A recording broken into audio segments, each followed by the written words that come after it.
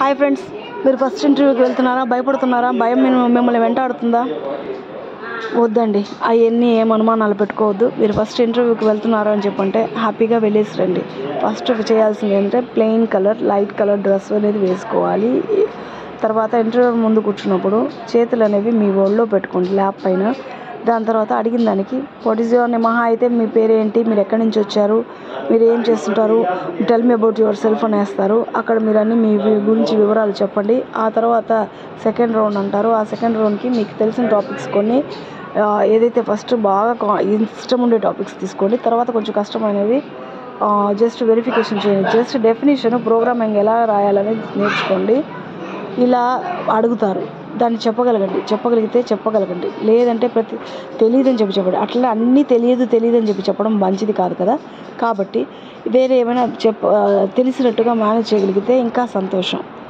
ఒక్కసారి long breath తీసుకోండి. భయం ఎక్కడైనా భయపడుతున్నారంటే లాంగ్ బ్రీత్ తీసుకోండి. అమ్మా నాన్నలు మనల్ని కష్టపడి చదివించారు, వాళ్ళ కష్టాన్ని వృధా చేయకూడదు అనేది మనసులో తలుచుకోండి. మహా అయితే ఈ ఇంటర్వ్యూ పోయిందా, ఇంకొక ఇంటర్వ్యూ అటెండ్ అవ్వండి. బట్ మనం చేయాల్సింది అటెంప్ట్స్ అండి. ఫస్ట్ అటెంప్ట్కే జాబ్ రాలేదని చెప్పి చాలామంది బాధపడుతుంటారు. ఫస్ట్ ఇంటర్వ్యూకి వెళ్ళారా, వాటిలో ఏం అడిగారు, ఎలా ఫేస్ చేశారు, ఏమనే ఇబ్బందులు, ఎక్కడ ఇబ్బంది పడ్డారనేది ఒక పేపర్లో రాసుకోండి. సెకండరీ ఇంటర్వ్యూకి వెళ్ళేటప్పుడు అట్లే వెళ్ళమనట్లేదు, కొంచెం మనం ఇంకొంచెం నాలెడ్జ్తో వెళ్ళాలి. ఇప్పుడు ఈ టాపిక్స్ కవర్ చేశారు, నెక్స్ట్ ఇంకొక 2 టాపిక్స్ కవర్ చేసుకొని వెళ్ళండి. 2 కాకపోతే 4 కవర్ చేసుకొని వెళ్ళండి. డెఫినేషన్, ప్రోగ్రామేటర్ రాస్తారు. అది కొంచెం నెక్స్ట్ సెకండ్ రౌండ్కి కొంచెం టైం ఇస్తారు. ఆ టైంలో మీరు మేనేజ్ చేయొచ్చు, చదువుకోవచ్చు, నేర్చుకోవచ్చు కొంచెం. అట్లా 1, 2, 3 ఇట్లా మిస్ అయితే ఆ పేపర్లో ఒక్కొక్క ఫస్ట్ ఇంటర్వ్యూకి ఇది అడిగారని ఒక పేపర్ మెన్షన్ చేసుకోండి. ఎక్కడ ఇబ్బంది పడ్డారు, ఇబ్బందులు ఏంటి, మెరిట్స్ అండ్ డిమెరిట్స్, సెకండ్ ఇంటర్వ్యూలో ఏం అడిగారు, ఎలా చెప్పలేకపోయాము, ఏం అడిగితే, థర్డ్ ఇంటర్వ్యూ, ఫోర్త్ ఇంటర్వ్యూలో ఆటోమేటిక్గా మీరు 90% కొట్టుతారండి.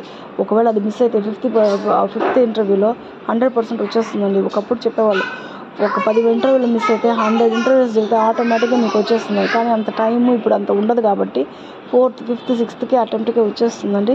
నేను చెప్పేది ఈ ఫాలో అవ్వండి. మాత్రం భయపడొద్దు. వాళ్ళు చూసేది మీలో కాన్ఫిడెన్స్ లెవెల్స్. ఏమి తెలియదు, నాకేం తెలియదు, డిస్క్రిప్షన్ చెప్పాను, భయపడతారా? ఆటోమేటిక్గా లోపలికి వెళ్ళిన తర్వాత అన్నీ వాళ్ళే నేర్పిస్తారండి. దీని గురించి భయపడొద్దు. నాకంటే ఎవరు చెప్పేవాళ్ళు లేరండి, కాబట్టి నా కెరీర్ని నేను గైడ్ చేసుకోలేకపోయాను. అందుకని ఎలా మౌల్డ్ చేసుకోవాలనేది కూడా నాకు తెలియదు, నాకు ఎవరు రిఫరెన్స్ ఇవ్వలేదు. కాబట్టి అలాంటి కోసమని ఎస్పెషల్లీ ఆ ఎక్స్పీరియన్స్తోనే నేను మీకు చెప్పాలనుకుంటున్నాను.